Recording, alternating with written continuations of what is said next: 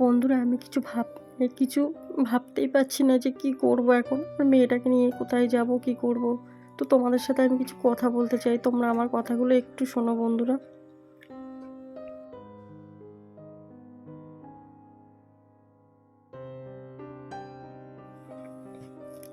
Hello বন্ধুরা, good morning, welcome back to my channel. কেমন আছে তোমরা সবাই? আশা করছি তোমরা সবাই খুব ভালো আছো, আর আমরাও মোটামুটি ভালো আছি। তো আমার নতুন আরেকটি ব্লগে তোমাদের অনেক অনেক ভালোবাসা, অনেক অনেক শুভেচ্ছা দিয়ে আজকের ব্লগটা তোমাদেরকে সাথে নিয়ে শুরু করছি। এখন বাজে সকাল 7টা, আর আজকে বৃহস্পতিবার, আর এখন থেকে কিন্তু ব্লগটা শুরু করছি। তো চলো, তোমাদেরকে নিয়ে সমস্ত কাজ করে নিই, সমস্ত যা যা কাজ আছে, আশি বেশি কাজ। তো সবার আগে তো দেখো, ঝাড় দিয়ে নিয়েছি, ওদিকে ঝাড়পোছগুলোও করব, তারপরে আসছি তোমাদের সাথে আবার কথা বলতে। আর এই জানলাগুলো একটু ঝাড়তে হবে।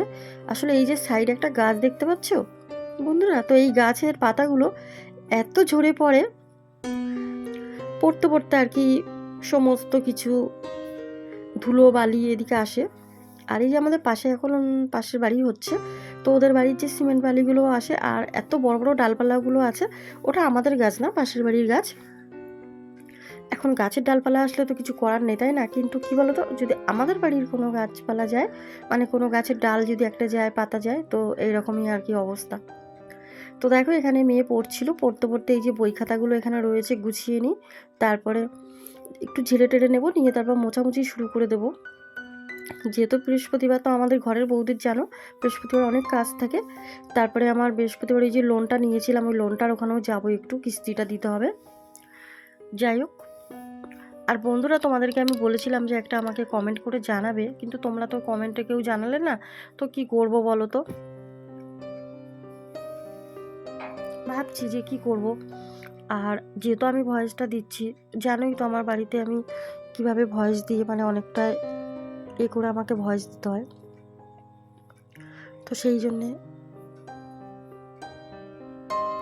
আর এখন এই যে এগুলো মোছা টোচা হয়ে ওই ঘরে চলে যাব, তারপরে আবার একটু ফ্রিজটা,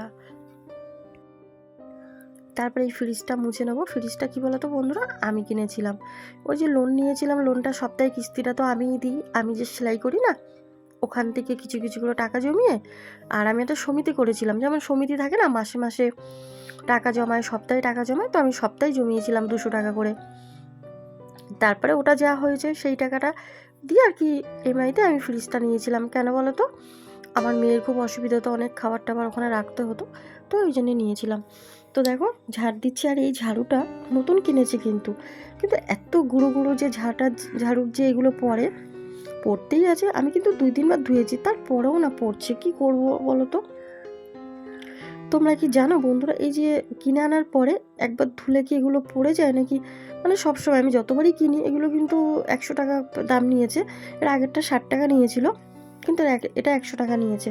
তো যাই হোক, এরকম পড়তেই থাকে। আর এই ঝাড় দিতে দিতে ঘরের মনে হয় ধুলোর থেকে না এইগুলোই বেশি, এত এত জমে যায়। তো সেই জন্য এই ঘরে এখন ঝাড় দিয়ে নিলাম, তারপর এখন মুছে নেব। মুছে নিয়ে তারপরে বৃহস্পতিবার সমস্ত বাসন, ঠাকুরের বাসনগুলো মাজবো।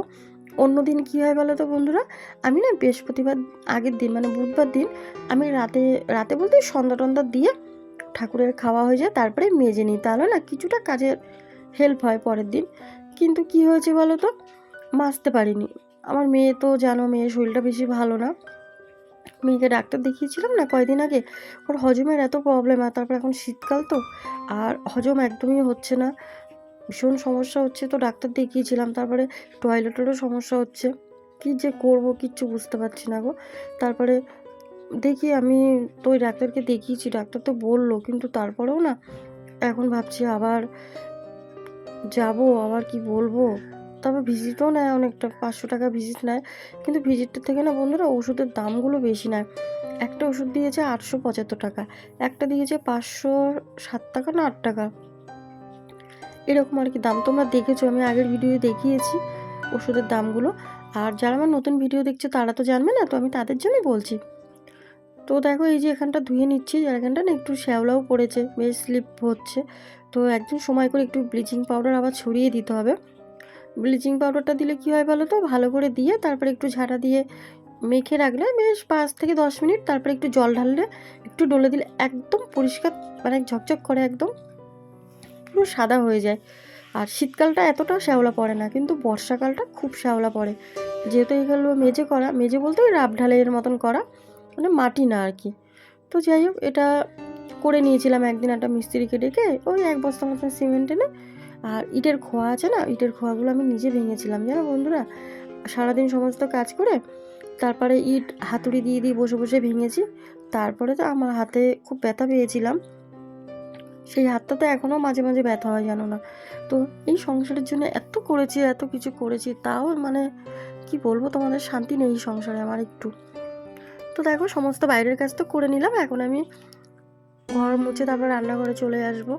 আর ওই পা মোচাগুলো ধুয়ে রেখেছিলাম, তো শুকিয়ে গেছে, তো এখানে পেতে দিলাম, কেন বলো তো। আর আমি এমনিতে প্রত্যেক সোমবার করেই ধুয়ে ফেলি, তো এগুলো ধোয়া ছিল, ধুয়ে রেখেছিলাম, কেন অনেক সময় কি হয়, ধুয়ে না রাখলে না বৃষ্টি টিষ্টি হয়ে যায়, সেই জন্য এগুলো মুছে আবার এগুলো দিয়ে দিলাম।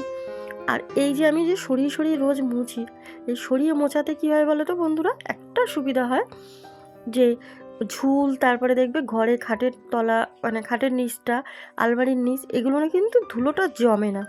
আর যেহেতু জমে না, তো রোজ একটু একটু করে এইভাবে মুছে নেওয়াটাই ভালো আমার মনে হয়, আমি এইভাবেই করি, আমার এইভাবে সুবিধা হয়। তো দেখো, সংসারের কাজ তো সবাই করে, এক একজনের এক এক ধরনের কাজ, তাই না, এক একজন এক এক রকম কাজ করে, আমি এইরকম করে করি, কেউ অন্য রকম করে করে।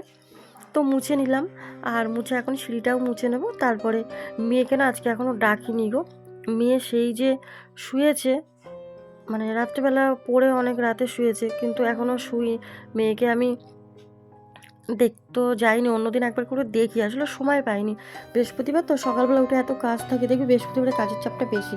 সব থেকে কী বলো তো, আমার যে লোনটা আছে না, ওটার জন্য আমার তাড়াহুড়া করতে হয়, কেন 9:30টার মধ্যে স্যার চলে আসে, আমাদের 9টার মধ্যে পৌঁছাতে হয়, বাড়ির কাছেই বেশি দূরে না, তারপরেও 9:30 একটু আগে যেতে হয়, 10-15 মিনিট আগে যাই, ওই 9টা 10-15 চলে যাই। তো দেখি মেয়ে কী করছে, মেয়ে তো কালকে অনেক রাত অবধি পড়ছিল, আমি দেখছিলাম, তো ওর মনে না বন্ধুরা, ওটা কোনো টেনশন করছে জানো, কিছু টেনশন, কোনো কিছু চিন্তা করছে, মানে মেয়েটা যেন কেমন হয়েছে, কিছুদিন ধরে দেখছি, আসলে বাড়ির এত ঝামেলা, এত সমস্যা। তো যাই হোক, সাথে থাকো, আজকে ব্লগটা দেখতে থাকো। তো দেখো বন্ধুরা, চলে এসেছি মেয়েকে ডাকতে, আর এই যে মেয়ে শুয়ে আছে, মেয়েকে ডাকছি। তারপরে জানো তো বন্ধুরা, আমার মেয়ের শরীরটা না খুব খারাপ গো, এত মনটা খারাপ লাগে, সেই ছোট্ট মেয়েটাকে আমি এত কষ্ট করে বড় করেছি, আর এখন আমার মেয়েটা না দুটো দিনও ভালো থাকে না জানো তো, এদের জন্য, আমার শ্বশুরবাড়ির লোকের অত্যাচারে আমার মেয়েটাকে কেউ পড়াশোনা করতে দিতে চায় না, টেনশন করে। তোমাদের একটা কথা বলি শোনো, একটা আমার জীবনের বড় ঘটনা তোমাদের বলি আজকে। এই দেখো, চারিদিকে বই খাতা সব ছড়িয়ে কি অবস্থা, মেয়েটা রাত্রিবেলা মনে হয় খুব টেনশন, চিন্তা টিন্তা কিছু করছিল, সব ছড়িয়ে ছিটিয়ে এইভাবে রাখে না, সব গুছিয়ে রাখে, চারিদিকে সব পড়ে আছে। তো আমি একটু গুছিয়ে নিই, তারপরে তোমাদের সাথে কিছু কথা বলছি।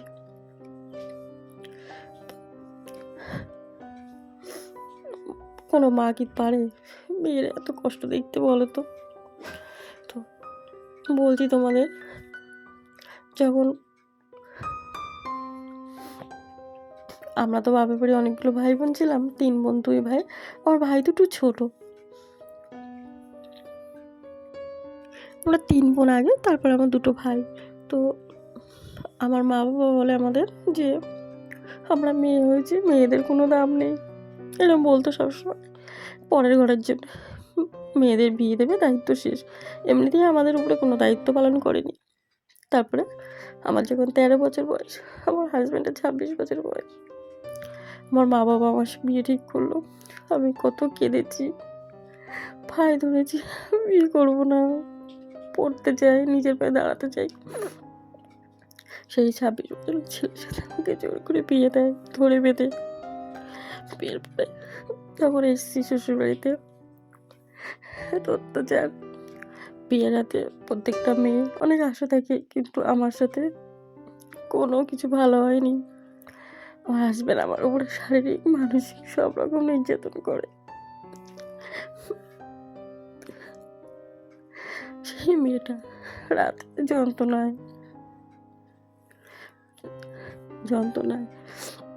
মুখে ব্যথা সমস্ত কিছু সহ্য করে।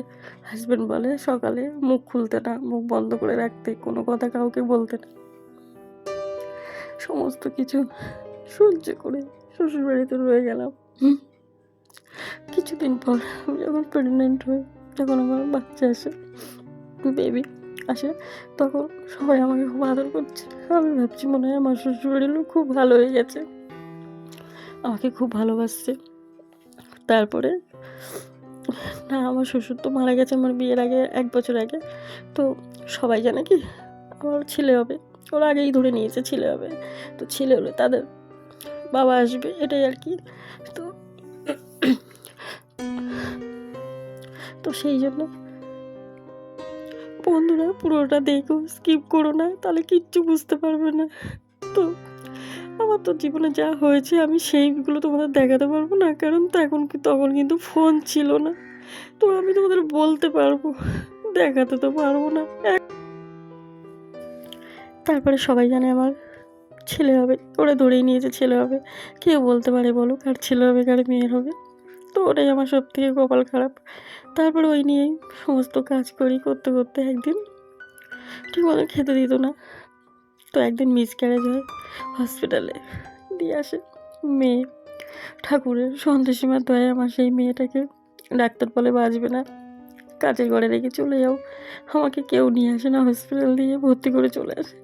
আমি নার্সদের বলি আমাকে একটু বাড়িতে পৌঁছে দেবে। আমার মা বাবার কাছে আমার মা বাবা নিয়ে এসে বলে তোকে একটা বাড়িতে কাজ করে মেয়েকে মানুষ কর, আমরা কোনো দায়িত্ব নিতে পারবো না, বিয়ে দিয়েছি দায়িত্ব শেষ। তখন ওই 14 বছরের মেয়েটা 6 মাসের বেবিটাকে নিয়ে কী করতে পারে বলো। তখন ওই বেবিকে নিয়ে আমি শ্বশুরবাড়িতে চলে আসি। আসার পরে ওরা খুব মারধর করতো, আমার মেয়েকে খেতে দিত না। যারা বন্ধুরা আমার মেয়েটাকে মারতো, 6 মাসের বেবি তো। আমি সারাদিন তো কাজ করতাম, ওরা যেই দিত আমি নিয়ে আমার মেয়েটাকে চিমটে কাটতো, ধাক্কা মেরে ফেলে দিত। আমার চায়ের ছেলেটা মেয়েটাকে ফেলে দিত, মারতো, কামড়াতো। এটা ছোট। আমি তখন ঠিক করি একটা বাড়িতে কাজ করব, একটা বাড়িতে কাজ করি, রান্নার কাজ। হ্যাঁ, তাদের একটা বাচ্চাকে দেখাশোনা করতাম, টাকা দিত কিছু। আমার মেয়েটাকে পাড়ার যে সব মহিলা সমিতি থাকে সেখানে রেখে 2-3-4 ঘন্টার জন্য চলে যেতাম কাজ করতে। সেখান থেকে কিছু টাকা পেতাম, সেই টাকা দিয়ে মেয়ের দুধ দিতাম, দুধ কিনে খাওয়াতাম।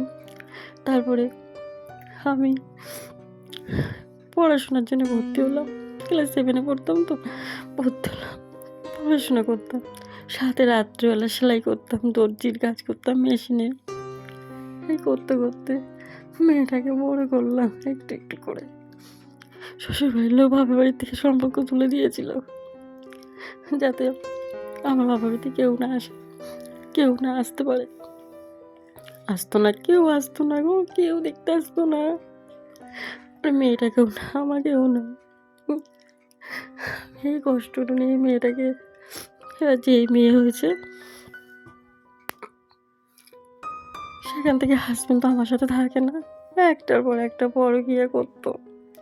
আজকে কালকে আমাদের সাথে কোনো সম্পর্ক ছিল না, আমি শুধু কাজের লোকের মতন ছিলাম, শুধু একটাই কারণে আমার মেয়েটা তো 6 মাসের বাচ্চা, ওকে নিয়ে তো কোথাও যেতে পারবো না, কোথায় থাকবো।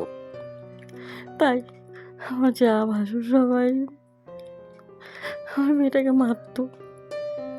আমি একটু তেল মাখিয়ে পুষিয়ে রাখতাম, রোদে স্নান করাবো, ওকে গিয়ে পিটাতো। মেয়ে বলতো মরতে পারিস না, মেয়ে জন্ম দিয়েছে, আমি বলে পাপ করেছি, তাই আমার মেয়ে হয়েছে। এত যন্ত্রণা নিয়ে মেয়েটাকে একটু একটু বড় করলাম।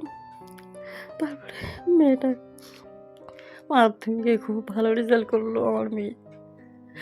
আমার হাজব্যান্ড বলে মেয়েকে বেরিয়ে যাও বাড়ির থেকে, মেয়েদের কোনো দাম নেই, বিয়ে দিয়ে দেবো।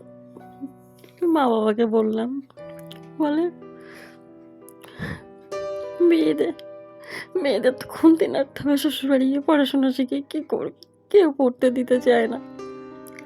আমি একা জেদ করে, আমার যেহেতু স্বপ্ন ছিল ডাক্তার করার, তো অনেক কষ্ট নিয়ে মেয়েটাকে পড়া শুরু করলাম। বন্ধুরা আজকে এই অবধি। ভালো লাগলে একটা লাইক করো।